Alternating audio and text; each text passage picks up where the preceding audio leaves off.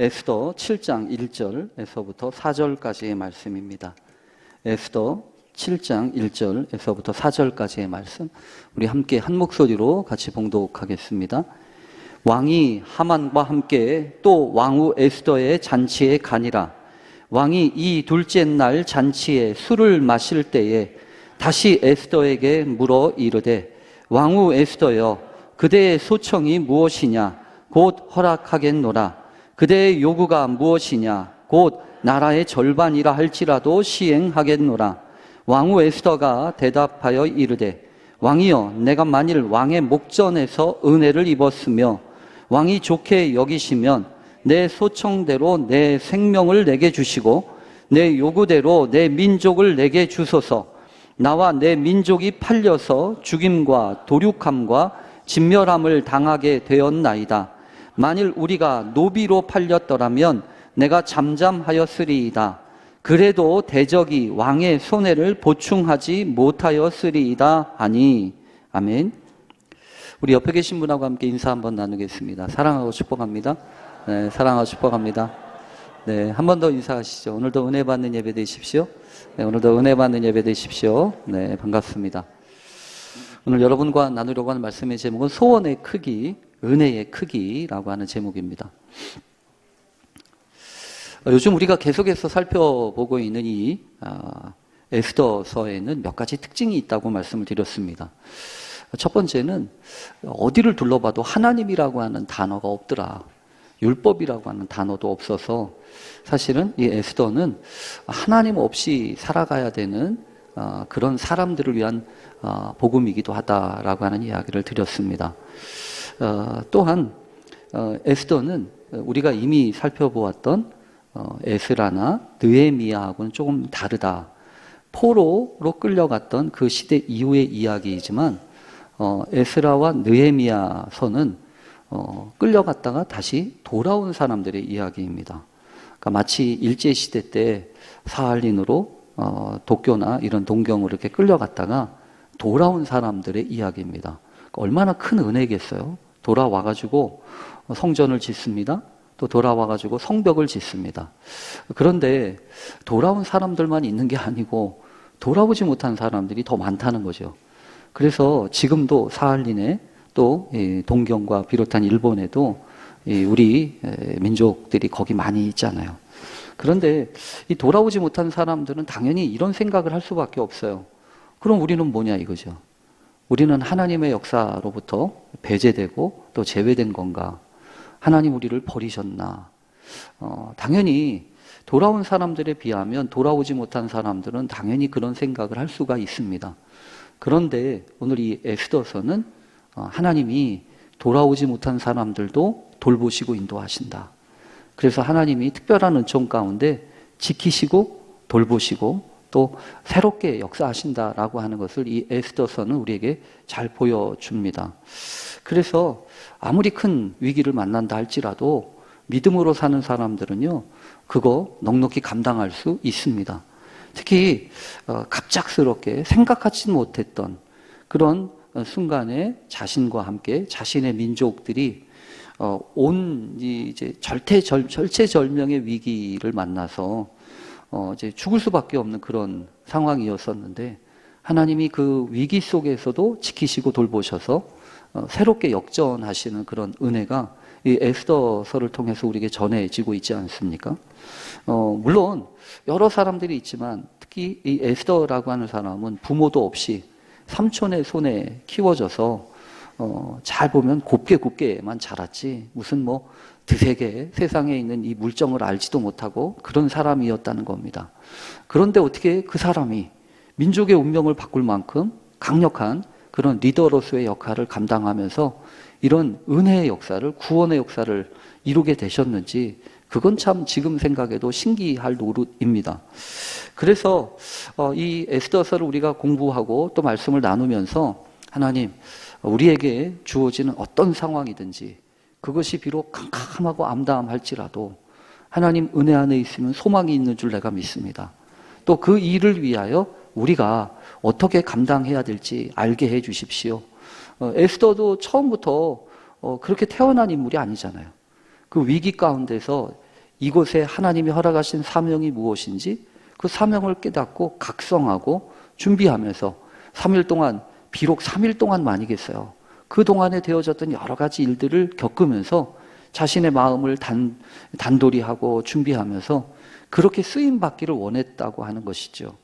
그래서 여러분 언제나 우리가 이 에스더서를 공부하고 또 말씀을 나누면서 하나님 우리에게도 이런 반전의 역사가 있게 해주십시오. 그렇게 우리가 기도하게 됩니다.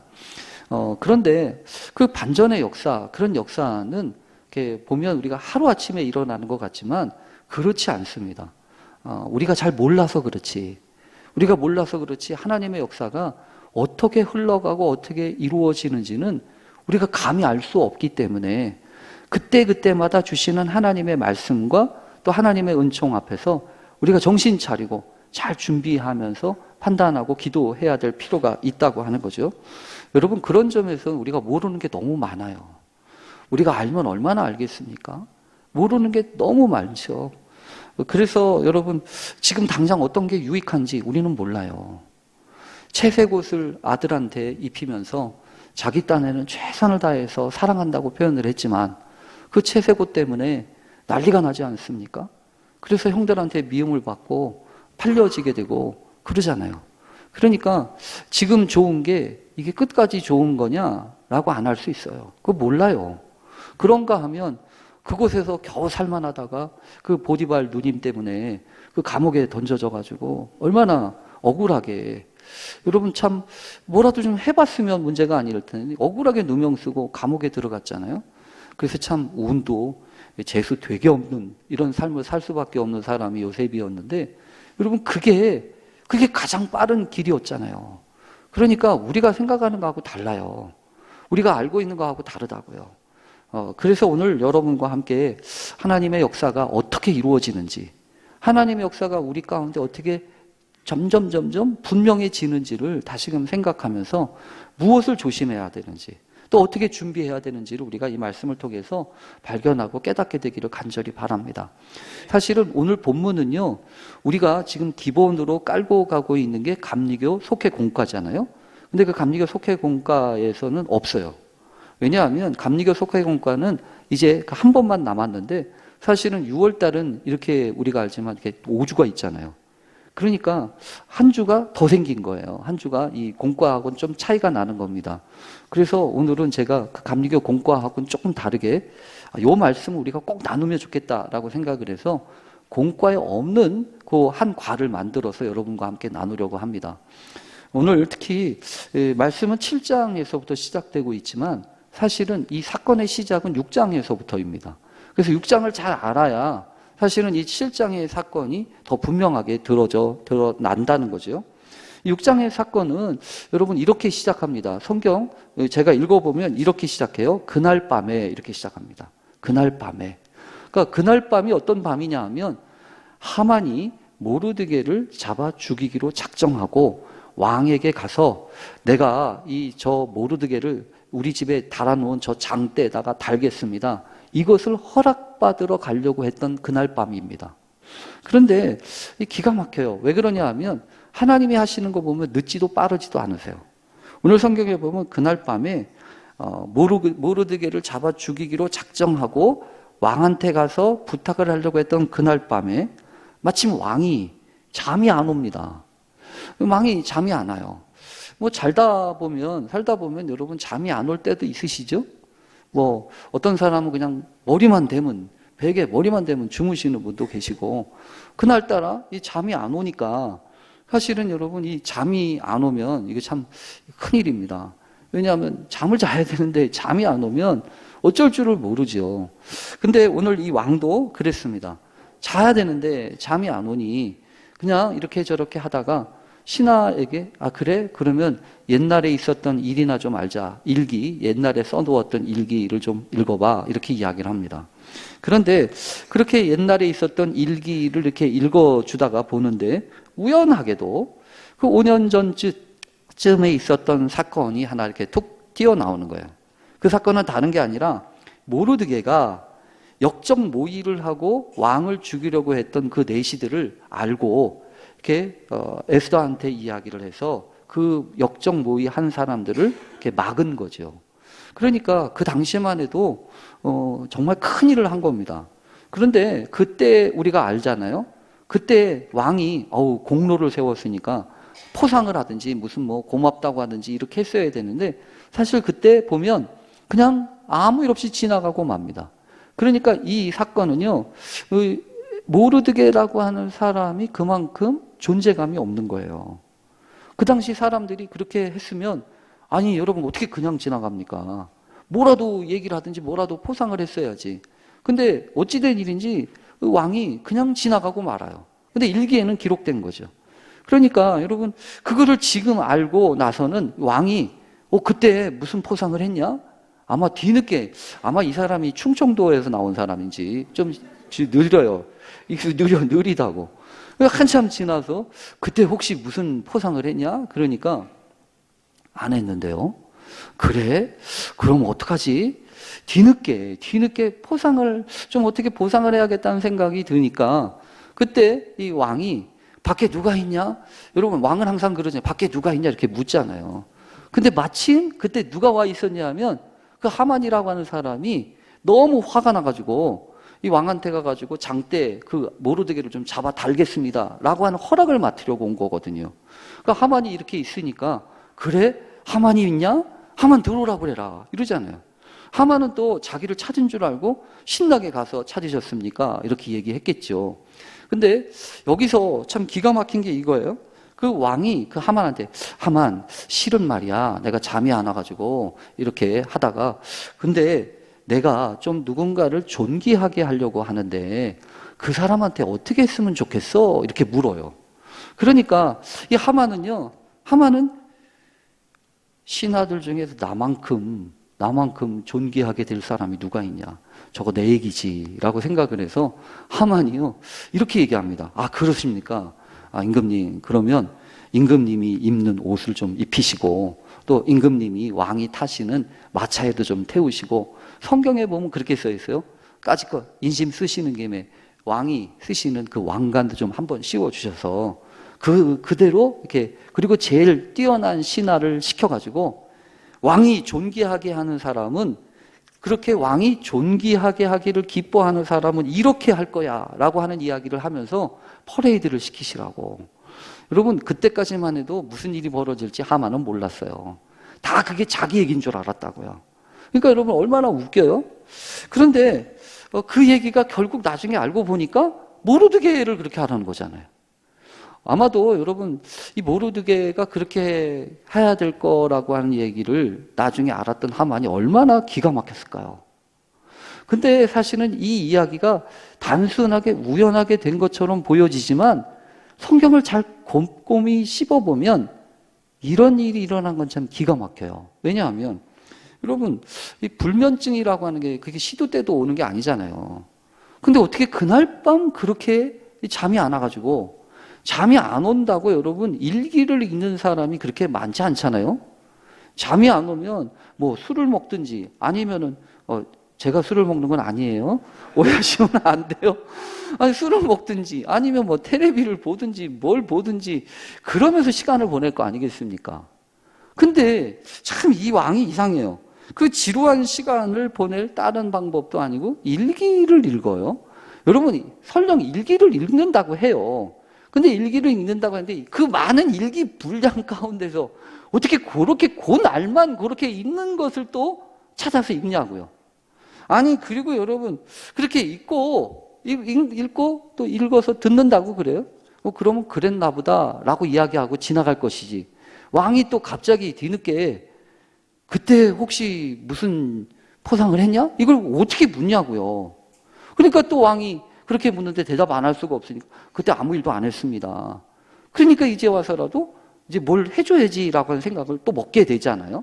그러고 난 다음에 더 기가 막힌 거는 그래 밖에 누가 있냐? 그러니까 마침 또 하만이 와 있는 거예요.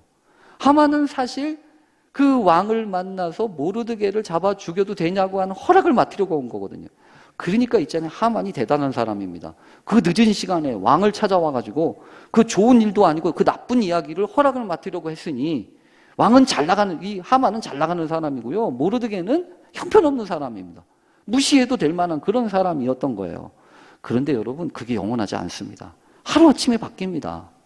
그리고 더군다나 여러분, 기가 막힌 거는 이런 부분입니다. 성경에서 보면 참 왕이 왜 이랬을까라는 생각이 들어요. 왕이 여러분 그 하만한테 물을 때 이렇게 물었으면 또 달라요. 글쎄 말이야, 하만, 모르드게라고 하는 사람이 있었는데 모르드게가 이런 공을 세웠는데 내가 그때 포상을 안 했더라고. 그 사람한테 뭘 해주면 좋을까? 이렇게 물었으면은 하만이요, 이렇게 대답은 안 한단 말이에요. 그냥 모르드게라고 하는 이름은 쏙 빼고 왕이 존귀하게 하려고 하는 그 사람이라고 얘기를 하니까 하만은 자기인 줄 알고 그렇게 이야기했다가 지금 그게 모르드게라는 얘기를 들으니까 얼마나 기가 막히겠어요. 그러니까 여러분, 몰라요. 모른다고. 우리가 아는 게 능력이 되기도 하지만, 아는 게 힘이 되기도 하지만, 모르는 게 약이라는 말도 있는 것처럼, 그러니까 모른다고요. 어떤 게 좋은지 몰라요. 어떻게 해야 되는 거죠? 그러니까 그냥 뭐 대충 살아도 되나요? 아니요. 그러니까 우리에게 필요한 게 있어요. 알아도 걱정, 몰라도 괜찮은 이런 거라고 하니까 우리에게 필요한 것이 있다고요. 여기서 중요하게 생각하는 건 두 가지입니다. 하나는 뭐냐면 어차피 이러고 저러니까, 하나는 꿈과 비전을 잘 간직하는 거예요. 우리에게 허락하시는 하나님의 꿈과 비전을. 그리고 그것을 소원처럼 담아서 그걸 내 마음속에 간직하는 겁니다. 우리에게 어떤 소원이 있는지 그거는 달라요. 우리가 경험했던 것을 통해서 우리가 소원을 품을 수도 있고요. 또 우리에게 없는 것을 통해서 소원을 갖게 될 수도 있어요. 특별히 오늘은 우리 장로님이 기도해 주신 것처럼 우리나라 이 순교자 기념 주일이기도 하고, 또 6.25 또 기념하면서 준비하고 또 돌아보는 주일이 아니겠습니까?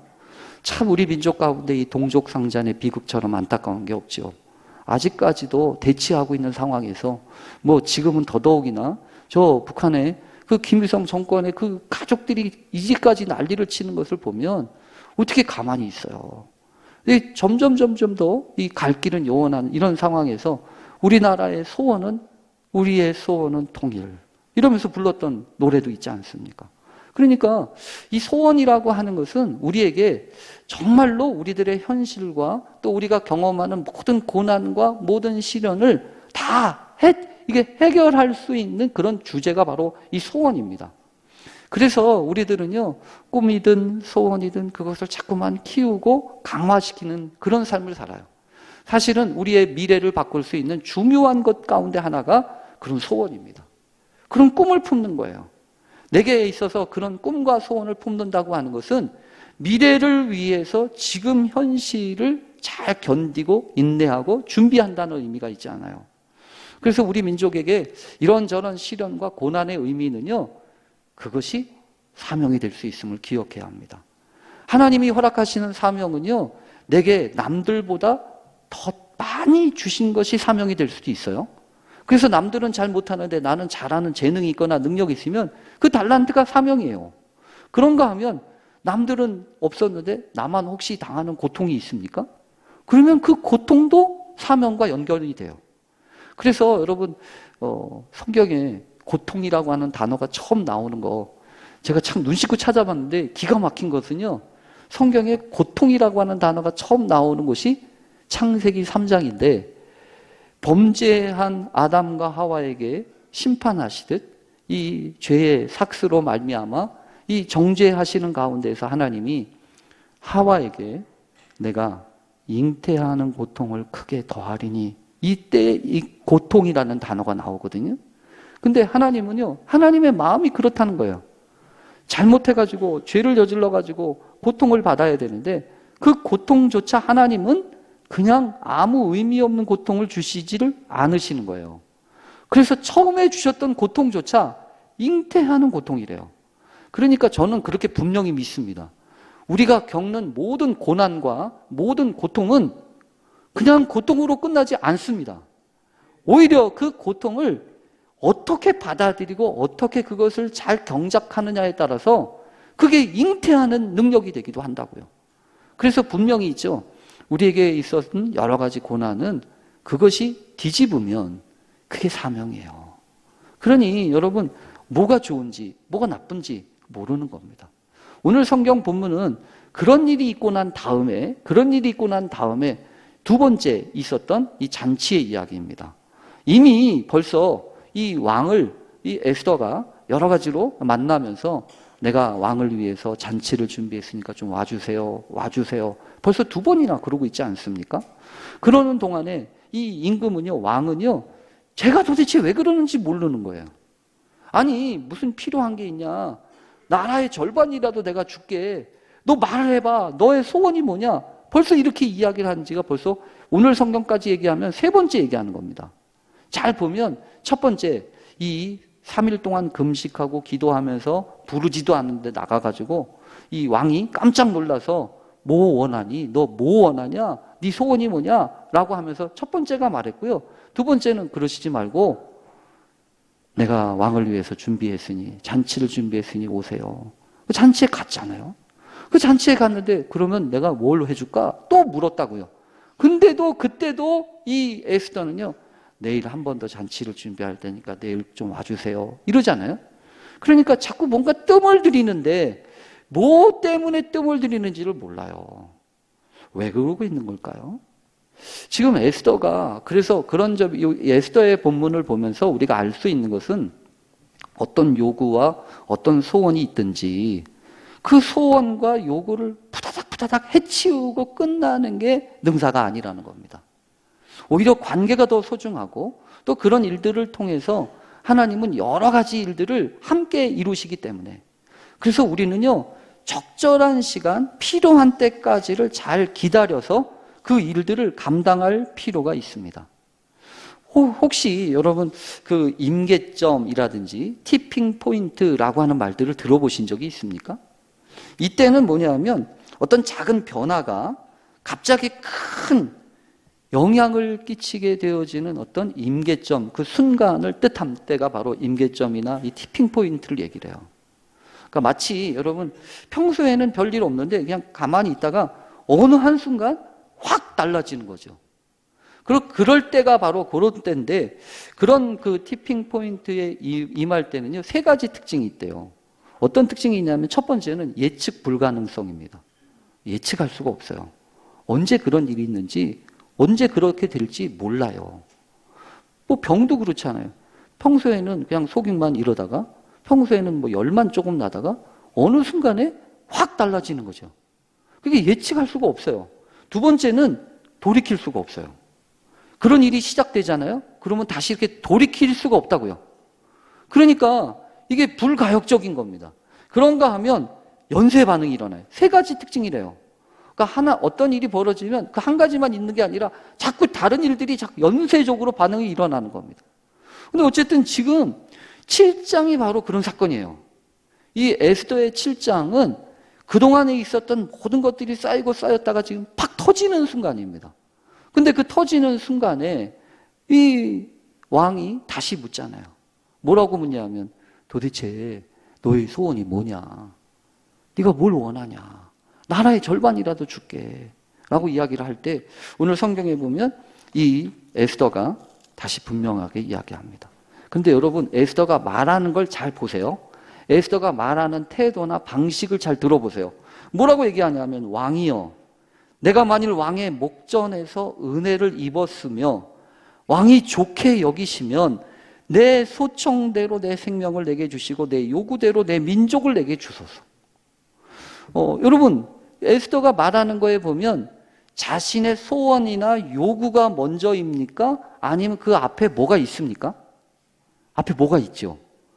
자기의 요구와 소청, 그건 이미 따놓은 거니까 그것만 말하면 될 텐데 그냥 그것만 달라고 이야기를 하지 않고 앞에 뭐가 붙었어요. 뭐가 붙냐면 이 말입니다. 왕이여, 내가 만일 왕의 목전에서 은혜를 입었으며 왕이 좋게 여기시면, 은혜라는 단어가 있잖아요. 그러니까 에스더는 여러분 어떤 사람이냐면 자신의 소원과 요구만 자꾸 키우는 사람이 아니고 그 소원과 요구를 담아내기 위한 은혜의 그릇을 준비할 수 있는 사람이라고요. 그것을 간직하는 사람이에요. 그래서 오늘 이 에스더를 보면서 아, 그렇구나. 오늘 우리가 세상에 살면서 자꾸만 내가 바라고 원하는 소원만 자꾸만 집착해서 그것만 해달라고 자꾸만 거기에 집중하다가는 오히려 안 되는구나. 오히려 있잖아요. 그 소원을 우리에게 허락하시고 그 꿈과 비전을 허락하신 그 하나님이 그것을 이루시기 위하여 우리에게 허락하시는 것이 은혜입니다. 제가 예전에 복지관에서 관장 일을 하면서 어려운 이웃들 막 돕다가 이거 안 되겠다. 그래서 그때 관심 갖기 시작한 게 리더십이었어요. 그래서 기업 리더십을 다루고 있는 그 김경섭 한국 리더십 센터 그분을 찾아가 가지고 아니 우리 아이들 우리 어려운 사람들 맨날 물건만 갖다 주니까 안 되겠다. 목적을 정하고 어떤 수고와 어떤 힘이 있어도 어떤 어려움이 있어도 그것을 성취하고 달성하도록 하려고 하다 보니까 그게 리더십이더라. 그러니 리더십을 좀 가르쳐 주세요. 라고 얘기해서 그 어려운 이웃들을 위한 리더십 과정을 이제 거기서 만들기도 하고 그랬거든요. 그러면서 스티븐 코비가 이야기하는 세븐 헤빗 뭐 이런 걸 배웠어요. 근데 그 배우면서 제가 지금까지도 마음에 남는 원리가 하나 있습니다. 그 원리는 뭐냐면 관심의 원과 영향력의 원 차이예요. 관심의 원이라고 하는 것은 우리가 여기도 관심이 있고 저기도 관심이 있고 그러니까 자꾸 관심의 원이 자꾸 커지는 겁니다.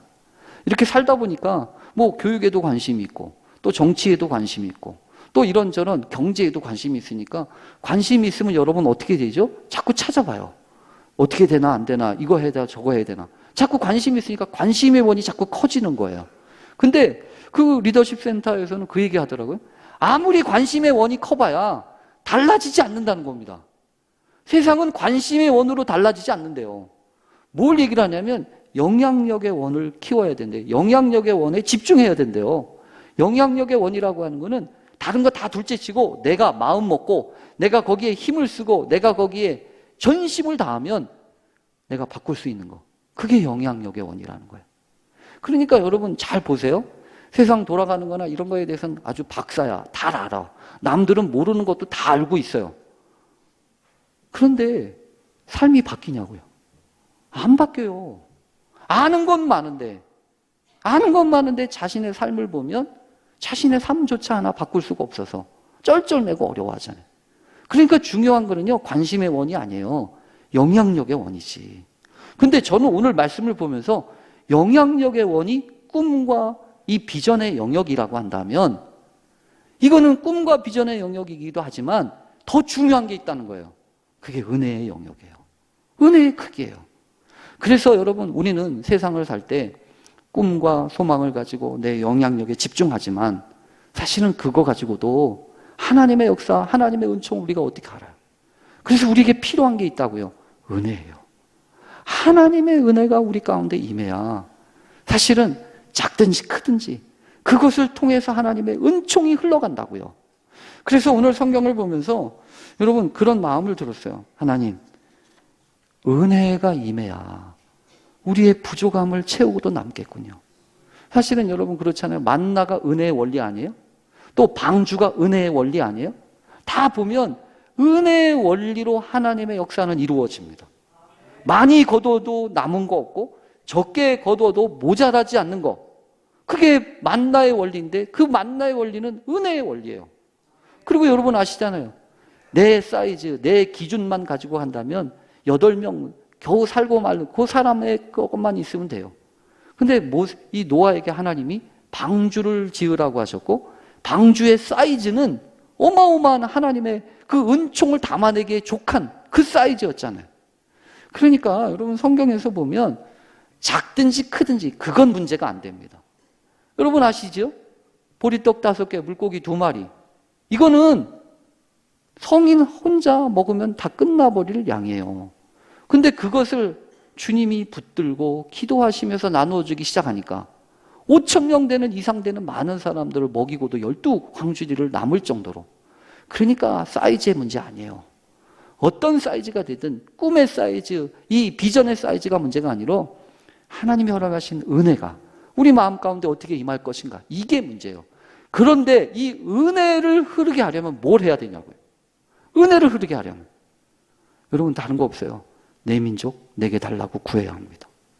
내 민족을 내게 달라고 구해야 돼요. 저는 오늘 말씀을 준비하면서 요즘 저에게 일어나는 한 가지 사건을 생각할 수 있었어요. 뭐냐면 여러분도 아시는 것처럼 우리 교회 가끔 뭐가 이렇게 자꾸 나눠주잖아요. 뭐 두부도 줄 때도 있고 뭐 줄 때도 있고. 그래서 되게 피곤해요. 근데 우연치 않게 이 성남에 있는 한 교회의 장로님이신데 그 기관 운영하다 보니까 이제 누가 기증을 주시나 봐요. 기증을 주시는데 대개 기증을 주실 때는 팔만한 거 그건 안 줍니다. 그러니까 이제 임박해가지고 이런 걸 주시잖아요. 그래서 이제 근데 그분이 너무 많이 받으시나 봐.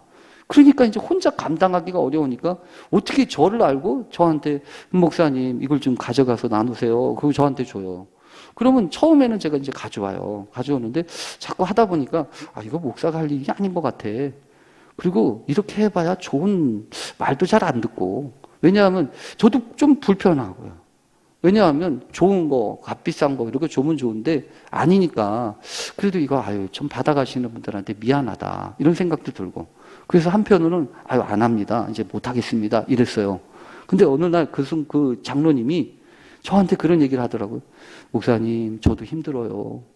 저도 힘든데 자기네 교회에서도 이렇게 하는데 자기네 교회에서도 당신의 교회에서도 고마워하는 사람은 일도 없고 이런 거 왜 주냐고 얘기를 하거나 왜 다 우리가 무슨 뭐 처리하는 데냐고 이렇게 얘기도 하고 그렇대요.